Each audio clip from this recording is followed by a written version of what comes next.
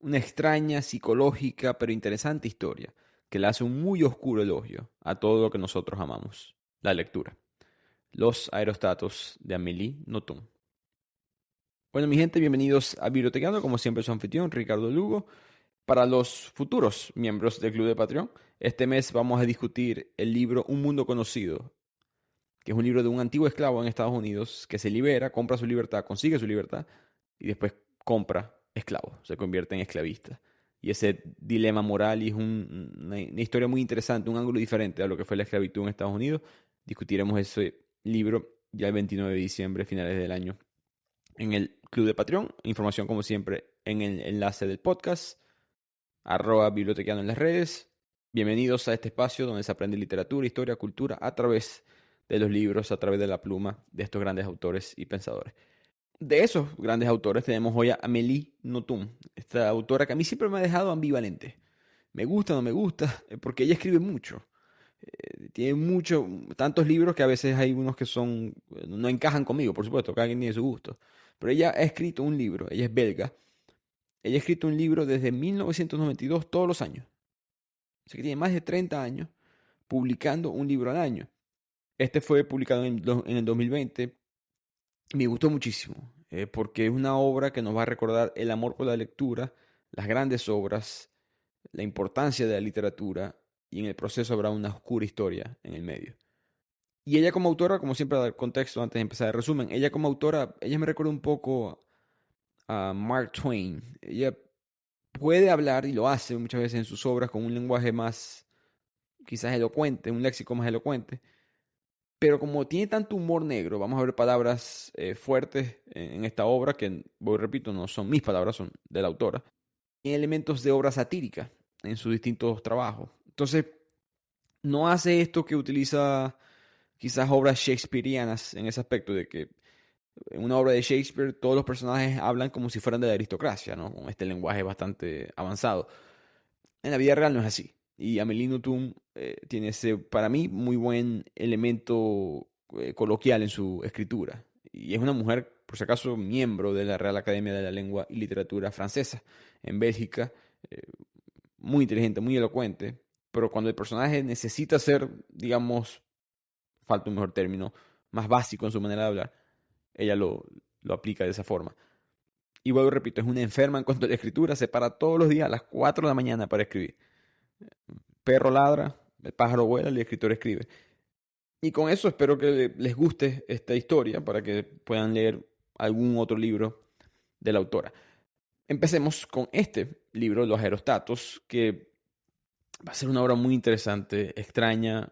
Al final debatiremos distintos conceptos, pero empieza, básicamente la obra es de una joven de 19 años que va a enseñarle a un joven de 16 cómo superar su dislexia. Y en ese proceso ella le va a mandar que lea muchos libros. Y muchos libros, o la mayoría de esos libros, son muy conocidos en el mundo de la literatura. Vamos a ver quizás interpretaciones diferentes de esos libros. Entonces es casi como que Inception, ¿se acuerdan de la película, no? Leonardo DiCaprio. Como que libro dentro del libro. Hay discusiones de otros libros dentro de esta novela. Y eso fue lo que me gustó bastante de la obra. Pero esta Angie, nuestra personaje principal, ella es compañera de piso con una mujer que es la dueña, en verdad, del apartamento, una Donatella de 22 años. Esta Donatella no importa mucho, pero Donatella siempre la regaña. No tiene una relación para nada amena, porque ese era su apartamento, esa era su casa. Y Angie vive alquilada. Comparten ese piso, están en Bruselas, en una muy buena zona, con muy buen precio. Imposible conseguir un mejor apartamento, así que Angie básicamente tiene que quedársela.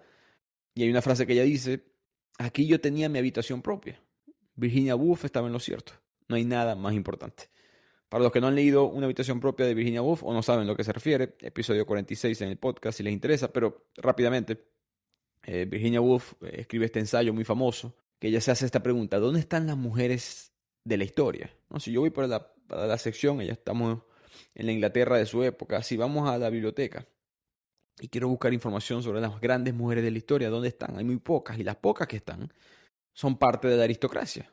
Muy buena posición social y económica, que no son las que toman las decisiones necesariamente, pero sí son las esposas, hijas, hermanas, madres de los que sí.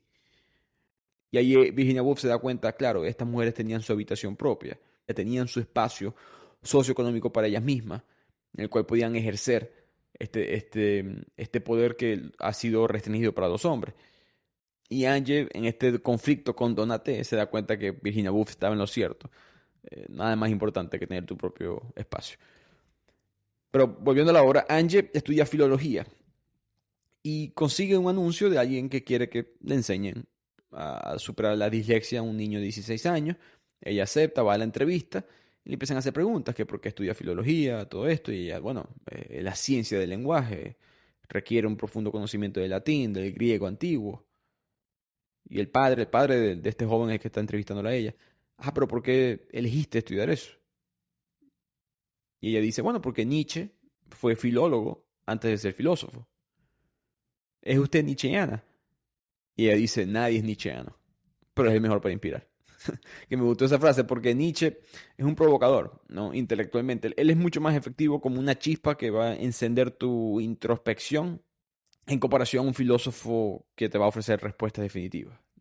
El concepto del Übermensch, del superhombre, esta figura que crea sus propios valores y vive más allá de los límites sociales del bien y el mal, tradicionales al menos, es un ejemplo perfecto de ese concepto. Pero el punto es que la aceptan, la contratan, y el primer día de las clases ella va y se presenta con Pie. Ese es el joven de 16 años que va a ser su estudiante. Y rápidamente vemos que esta familia es muy interesante porque él se introduce, se llama Pierre Roussier, la casa inmensa, bonita, en la mejor zona de Bruselas. Y él dice, bueno, yo soy suizo, pero en verdad nunca he ido a Suiza. Yo nací fue en Nueva York, pasé mis primeros años en la escuela en las Islas Caimán. Mi padre, Grégory Roussier, trabaja en el banco, muy alto en los bancos. Y entonces saquen la cuenta, ¿no? Angie saca la cuenta rápidamente. Estamos en una casa muy cara. Alguien vivió en las Islas Caimán, trabaja en los bancos, nació en Nueva York, tiene ciudadanía suiza, mas no es suizo.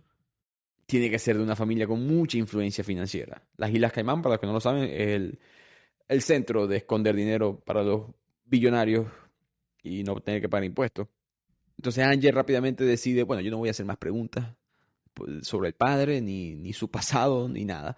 Pero básicamente toda la novela va a ser en esta casa, con Pie como estudiante, Angie como profesora, el padre y la madre, que la madre es básicamente muy silenciosa a través de toda la obra, sin profesión, solamente con este Pie, con que es el hijo único de ambos. Pero empieza la primera sesión y Angie le pregunta, ok, ¿sabes leer? ¿Alguna vez has leído por lo menos una novela entera? Y Pie dice, ni en pedazos. Un huevo de palabras ahí con novela entera y pedazos, como le dije. A ella le gusta tener este especie de humor en su personaje. Y Angie dice, bueno, yo no te voy a enseñar las letras, no te voy a decir ni A, ni B, ni C. Yo voy directo al, vamos de una, te voy a poner a leer libros. En este caso, Rojo y Negro, que es un libro clásico de la literatura francesa de 1830. Habla mucho sobre el postliberalismo, cuando Napoleón recupera la restauración monárquica, las rigideces sociales, a través de los ojos de un personaje llamado Julien, que es un joven ambicioso de origen humilde que busca ascender en esta sociedad, nueva sociedad francesa. Angel le dice, es un clásico por excelencia, tienes que leerlo. Por si acaso, Pie no quería leer ese libro, odiaba ese tipo de tarea, él le gustaban los números, la matemática. Pero cuando Angel sale de la clase, se da cuenta que el padre la estuvo espiando desde el otro cuarto. Y esto va a ser así en todas las clases. Ellos nunca van a tener privacidad. Siempre va a estar siendo vigilado por razones que desconocemos, muy misteriosas. Y Angel desde ese momento nunca le encajó muy bien el padre de Pie. Pero vuelve a las clases la siguiente semana y ella se da cuenta de que Pie, bueno, sí leyó el libro. Pero Pie muy fuertemente responde que esto es literatura para chicas. A mí no me gustó para nada esta novela. Y Angie como que, bueno, pero si Julien, el personaje principal, es un hombre, no es una mujer. Y el autor es un hombre, no es una mujer. Y Pie dice, no, pero es que el autor lo que quiere es que las lectoras se enamoren de Julien. La respuesta de Angie, bueno, pero es que muchos lectores también se han enamorado de Julien. Muchos lectores respetan la historia desde el punto de vista de Julien. Y Pie, un niño de 16 años al fin, ignorante, dice, claro, los gays, más nadie. ¿A ti te gusta la novela? Y Angie dice, claro, a mí sí, una de mis novelas preferidas. Entonces, ¿te gusta Julien? Le pregunta Pie. Y ella, no, no estoy segura. Que te guste una novela no significa necesariamente que te gusten su personaje. Entonces, pausa aquí. Porque hay dos cosas que me gustaron de esta primera parte que creo que es importante mencionar. Primero, la ignorancia de Pie. Un niño de 16 años, hijo único, malcriado, de padres ricos, ignorante, llamando de manera despectiva a un hombre que le gusta un personaje hombre en una obra. Pero dos, y más importante para el proceso de la obra, ese argumento de Angie es muy bueno, de que no hay que disfrutar un personaje para disfrutar la obra. ¿No? La definición de disfrutar una obra de literatura es el placer, la sensación, lo que uno experimenta al leerla. Creo que un perfecto ejemplo es El túnel de Ernesto Sábato. ¿A quién le gusta Juan Pablo Castel? Nadie, ¿no? A mucha gente no le gusta Iván Karamazov, los hermanos Karamazov. Una seguidora recientemente me mandó un mensaje, está leyendo Pilares de la Tierra y dice que odia a Philip, que es el personaje principal, pero le ha gustado la obra. Y creo que va a ser algo que Amélie Nothomb está plantando en la obra, ese mensaje. No te tiene que gustar el personaje, pero vas a disfrutar la obra porque ella va a hacer algo parecido en el libro. Pero volvamos a la obra. Angie empieza a hablar con Pie a ver si, bueno, no te gustó este libro, que está bien, ¿qué te gusta? Olvídate de libros, ¿qué te gusta? Y a él le gustan las armas, las guerras. Y ella dice, ok, te voy a dar la Ilíada. La gran novela, por supuesto, de Homero, que le hicimos resumen en el podcast. Y el padre de Pie, que como dije, está escuchando todas estas conversaciones, le dice eventualmente a Angie, ¿estás segura que mi hijo debería estar leyendo literatura tan fuerte, tan potente como la Ilíada? No deberíamos de empezar más suave. Y Angie dice, pero es que la literatura es medicina. En los últimos tiempos se habla de una epidemia de dislexia. Para mí la explicación es que vivimos en una época tan ridícula que imponerle a un joven leer una novela entera se considera un atentado contra los derechos humanos. Comentario exagerado con un poco de humor de parte de la autora, pero creo que es válido y cada quien puede estar de acuerdo o en desacuerdo con eso, pero la premisa de empezar suave con la literatura o con algún libro, no hay que hacerlo necesariamente. Hay que empezar con lo que te gusta. La literatura como tal puede ser profunda, pero si el tema te gusta, te vas a enganchar. Los padres que me han preguntado por mensajes siempre que ¿cómo hago para que mi hijo lea más? Bueno, uno, vas a tener que leer tú más, si quieres que los hijos imitan. Pero dos, eso, que busquen leer sobre algo que les guste. Como hizo Angie con Ilíada. Y ya la mañana siguiente, después de esa conversación entre Angie y Pie, Angie recibe una llamada del padre diciendo ya mi hijo leyó la Ilíada, vente para la siguiente sesión. A mí me tardó una semana leer ese libro. En promedio, si lees seguido sin parar, son 15 horas de lectura. Y este niño, este joven de 16 años, lo leyó todo en un día. Entonces Pie y Angie se encuentran nuevamente y él empieza a decir, me encantó. Al principio sí me aburrí un poco con las descripciones de la flota griega. Si recuerdan el episodio nuevamente 71 del podcast, hay una parte muy detallada en la obra que se empiezan a mencionar todos los que dirigen, o los que se dirigen, perdón, hacia Troya. Los nombres de la familia, sus barcos, los miembros de la familia, los hijos, los amigos, las armas. Páginas y páginas y páginas como una especie de lista de todos los que participaron en esta supuesta guerra. Esto no es un evento comprobado, no es un evento comprobado por la historia.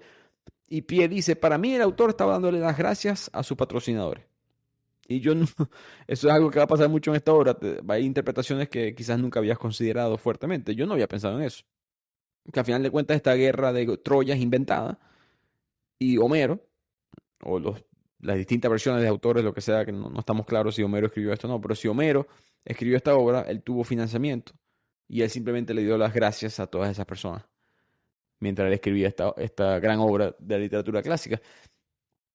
Y Ángel le dice, pero si en aquel entonces no había patrocinio, eso no existía. Y Pierre responde, lo dudo, llámenos lo que quieran, capaz el término no existía, pero ¿quién exagera con todos esos barcos y con ese name dropping? Lo llama en inglés, utiliza la palabra en el libro. Te juro que esas familias griegas ilustres exigieron ser citadas. Sin duda querían presumir. Léete la Ilíada, ya vas a ver, en la guerra de Troya, mi padre estuvo ahí. El nombre de mi papá sale en esa obra. Que es una posibilidad, ¿por qué no? Me pareció una interpretación interesante. Después Pie empieza a hablar sobre las cosas que sí le gustaron. Los combates, ¿no? Lo fabuloso de estas guerras influenciadas por los dioses. Pero le molestó. Él dice que se nota que Homero está a favor de los griegos, no de los troyanos.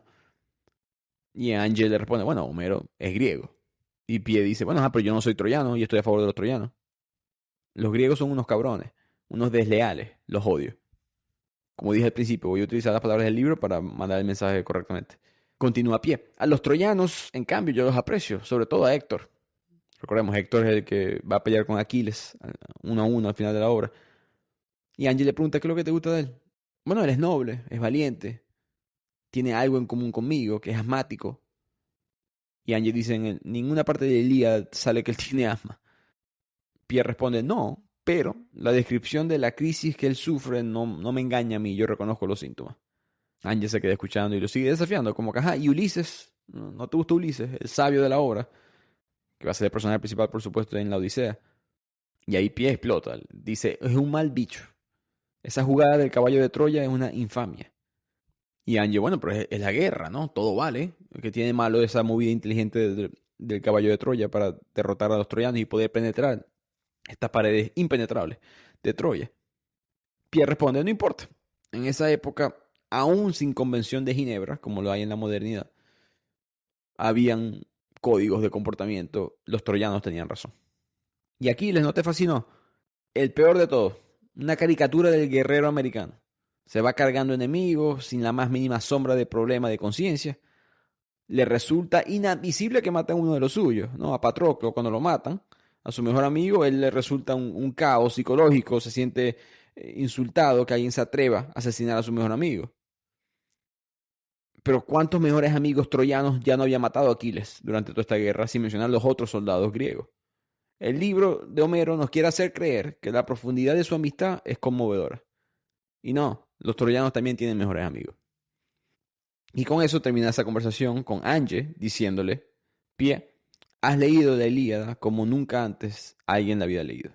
A eso se le llama leer. Que es uno de los mensajes que yo me llevé de esta obra. ¿Qué es lo que es ser buen lector? ¿No? Yo escribí sobre esto en el blog, sobre Vladimir Nabokov, que él decía que ser buen lector es releer. En el caso de Amélie Nothomb, su argumento es poder leer de manera única. No hay que reinventar la rueda, pero sí tiene que poder interpretar de manera crítica e independiente la lectura. Y ahí empezamos a ver en la obra como una especie de cambio. La inmadurez de Pie quedó atrás. Pasó de discriminar a un personaje diciendo, no, es un homosexual y ya, la única manera que te guste ese libro, a decir de repente una interpretación bastante única de la Ilíada. Empieza a madurar él como lector y persona. Y con eso Ángel le dice, bueno, lee la Odisea entonces. Pasan los días, él termina la Odisea, ese viaje eterno de regreso de Ulises a Ítaca después de la guerra de Troya. Y Pie explica, bueno, me gustó, pero no tanto como la Ilíada. Al final no es más que la historia de un solo hombre, Ulises. Al final de cuentas dice, la Ilíada no es la historia de Aquiles, es la historia de la confrontación entre dos grupos humanos. Y cómo eso se ha repetido a través de la historia.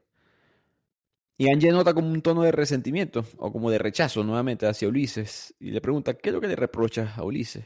Y Pierre responde, es que miente más de lo que habla. Recordemos todas esas historias que Ulises cuenta en su Odisea de regreso a Ítaca. Angie nuevamente lo corrige, bueno, pero eso es astucia, era eso o morir en el proceso. Pierre responde que prefiere que muera. Si muera no hubiese Odisea y me quedo yo con la Ilíada. Nuevamente se le sale como que da un paso para atrás Pie, ¿no? Se devuelve un poco a su inmadurez y Angie se lo recuerda. Le dice, mira, la última vez que leíste la Ilíada fuiste brillante.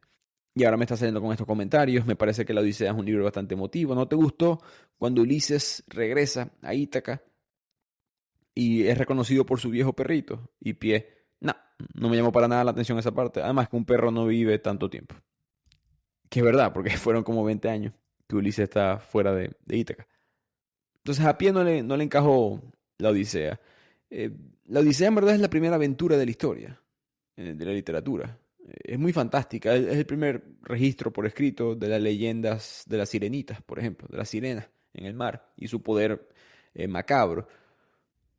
A Pie no le llamó mucho eso la atención. Pero entonces Angie le da un detalle a esta historia, que él dice, bueno, recuerda que hay una teoría que dice que un tirano, Pisístrato, ordenó que la Ilíada y la Odisea se pusieran por escrito, porque ya eran parte de la tradición oral, las historias se conocían, se relataban verbalmente, las tienen que poner ahora por escrito. Y ese esfuerzo en esa época editorial fue colosal, revolucionario, sin precedentes. Y además hubo conflicto social. Los aedos, que eran los poetas que recitaban estas historias de memoria, estamos hablando de 15.000 versos, se escandalizaron, afirmaron que eso le quitaba la naturaleza a las historias, porque la obra más hermosa de todos los tiempos tenía que mantenerse en la tradición oral, no por escrito. Si lo pasamos para la escritura, esa fluidez de la oralidad, esa flexibilidad se perdería para siempre. Entonces Pie pregunta, ¿será que boicotearon en la época a la Ilíada y la Odisea? Y Angie responde no, al contrario, porque hubo un crítico, Zoilo, que declaró que Homero escribía como un impostor. El público, que quería y adoraba la Ilíada, fue a buscar a Solio y lo colgó. Y cuando Pie escucha eso, le encanta. Le fascina la muerte, le fascina la guerra. Pausa aquí. Lo de Zoilo es parcialmente verdad. Zoilo era un crítico literario, retórico, griego, de la antigüedad, que vivió alrededor del siglo IV a.C. y él criticó fuertemente a las obras de Homero, a la Ilíada, a la Odisea, pero no hay pruebas en verdad concluyentes de que él fue ejecutado por esta razón. Tampoco hay mucha evidencia, como sabemos, de que Homero existió. Así que la mítica de toda esta historia continúa y la autora se aprovecha de eso para agregarle su picante a esta historia. What does every USAA member have in common? Family.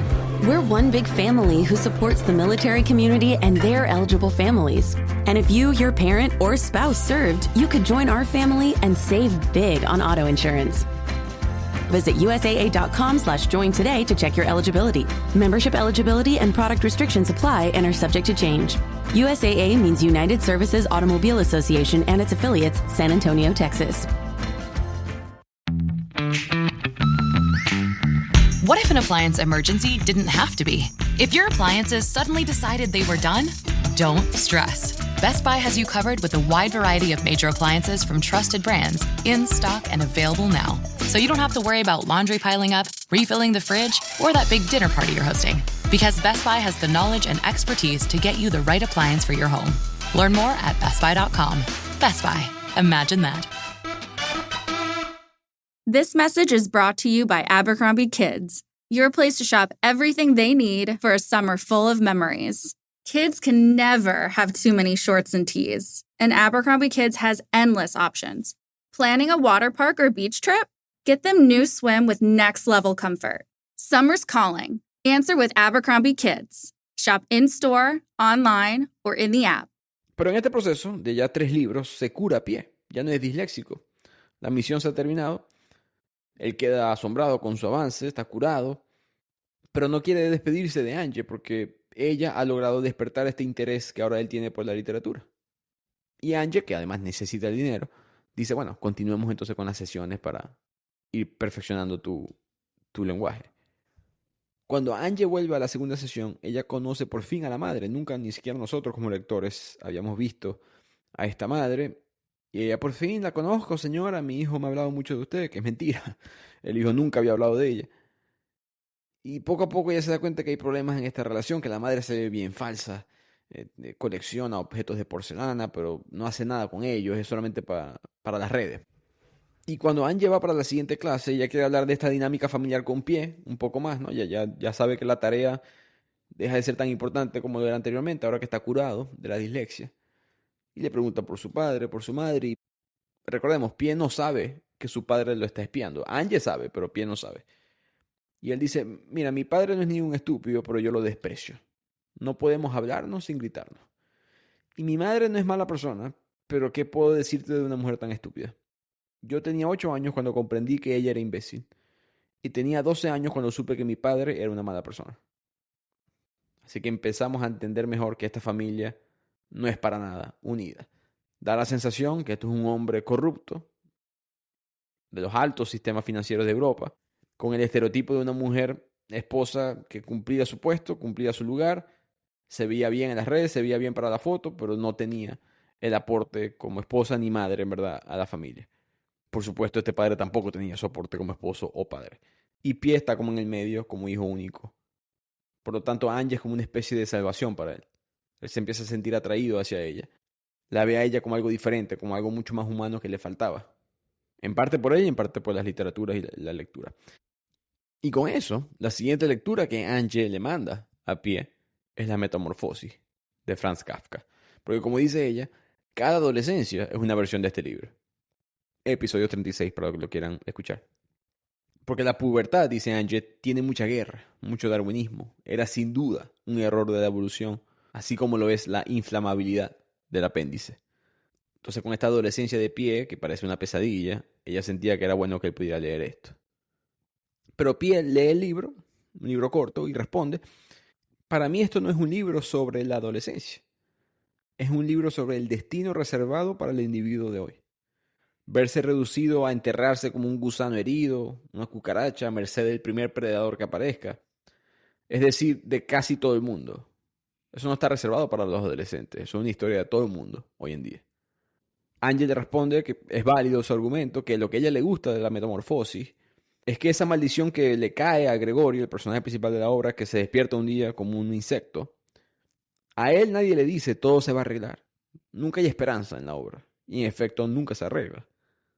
Pero Pie le responde que aún así él no cree que el mensaje sea para los adolescentes, sino que como Kafka estaba en un conflicto abierto con su padre, lo kafkiano de Kafka en parte es lo absurdo de la relación que él tuvo personalmente con su padre. Su padre una vez lo dejó encerrado en el invierno afuera en el balcón, solamente porque no hizo caso por 2 segundos.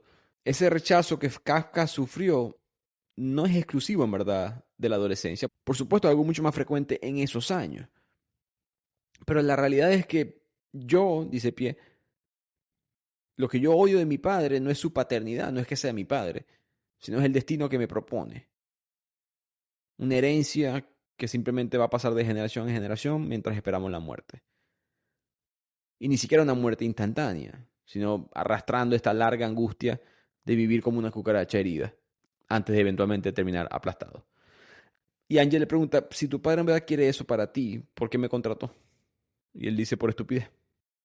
Angel se echa a reír y Pie le pregunta, ¿qué? ¿Soy yo un idiota? Y Angel responde, en el sentido de Dostoevsky, sí. Y esta parte me decepcionó en el libro, porque Angel lo manda ahora a leer El idiota de Dostoevsky, pero nunca lo analizan. Como que se hizo la tarea, pero en verdad no hacen profundidad en esa escena.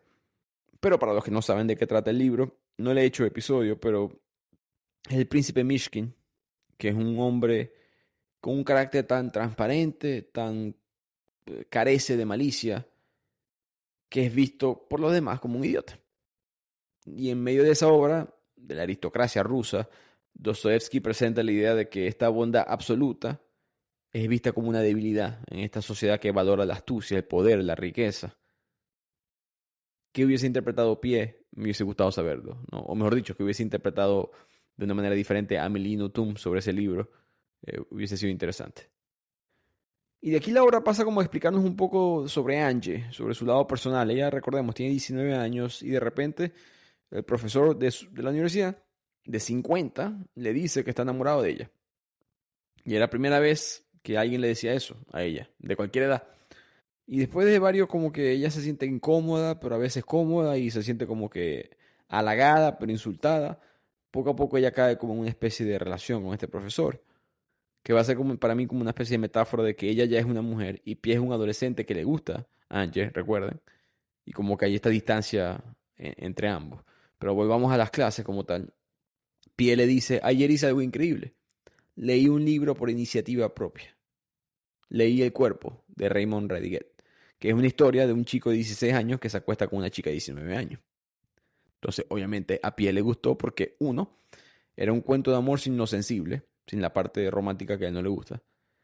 Y dos, le recordaba la historia de ellos. Esa es la palabra que él utiliza, la historia de nosotros. Y Angie de una vez empieza a meter freno, como que a rechazar esas insinuaciones de Pie. Le hace entender que tú eres un chico de 16 años, es normal para tu edad pensar que toda chica te guste o pensar en sexo a cada rato, pero no, tú y yo somos estudiante y profesor, no somos más que eso, que muestra esa doble moral del ser humano, ¿no? Porque Angie está haciendo exactamente lo mismo con su profesor de 50. Y con eso Pie explota, como que paga la consecuencia de la falta de amor con Angie, con su familia, o para explicar los conceptos de su familia, empieza a decir, es que mi padre es un hombre que quiere controlarlo todo. Esa es la razón por la cual se casó con un idiota, porque mi madre es fácil de controlar. Y ahí es que Angie saca cuenta de que, por eso que nos está espiando. No, porque el padre necesita saber qué es lo que tiene su hijo en la cabeza. No saberlo lo vuelve loco, es extremadamente controlador. Y ahí Angie decide, tenemos que irnos de aquí. No huir, sino simplemente continuar esta clase en el parque, en la calle. No hacerlo aquí porque él va a seguir hablando de su familia y esto puede terminar mal con el padre escuchando todo esto. Así que Angie le hace una seña y los dos se escapan rápidamente de la casa y van a las calles de Bruselas. Y ahí Angie le pregunta a él, ¿has pensado alguna vez escribir algo? Y para Pierre era una pregunta absurda, porque él dice, ¿para qué voy a escribir yo una novela? Si mi padre la va a leer a escondidas, él registra mi habitación, él registra mi computadora, mi única intimidad es la que yo tengo contigo. Su frase fue, soy un prisionero y siento odio dentro de mí. Con eso, Angie y nosotros como lectores entendemos claramente cuál es la experiencia psicológica de este joven en su propia casa.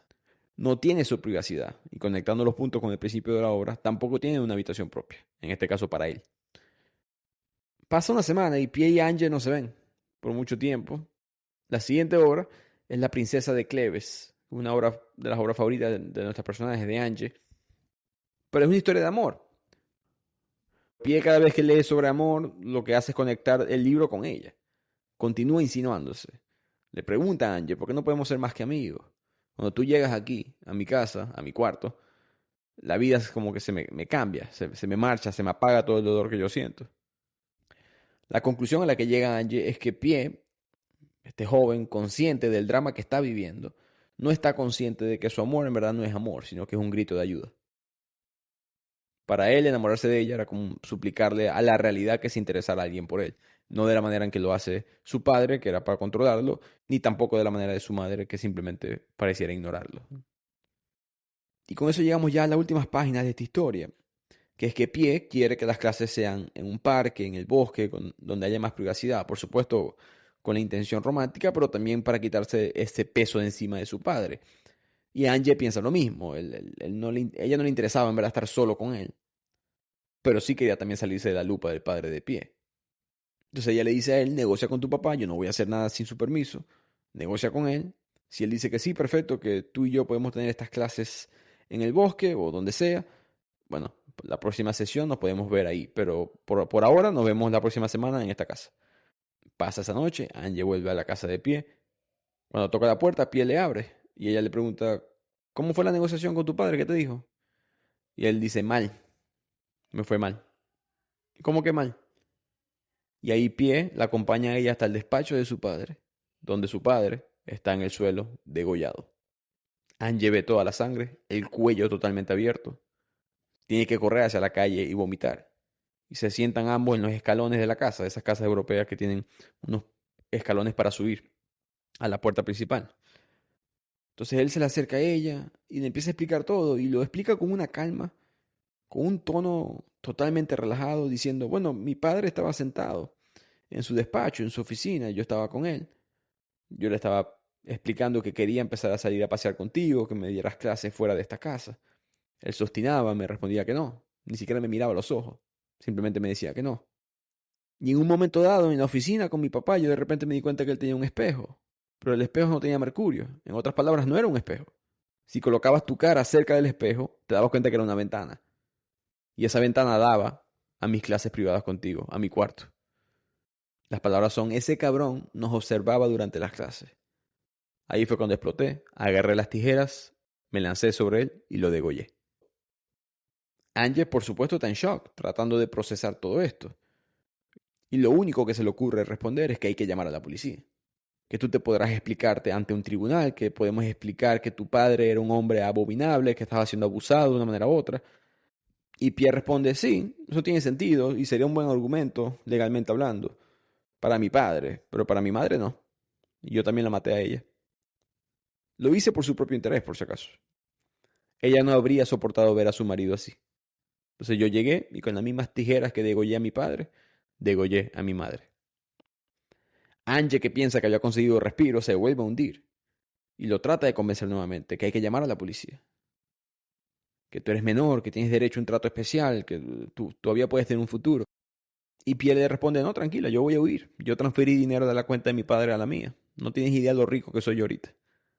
Vete conmigo, Angie, márchate conmigo. Angie le responde, Pierre, lo que me estás proponiendo no es real. Por culpa de tus padres siempre has sufrido de una falta de realidad.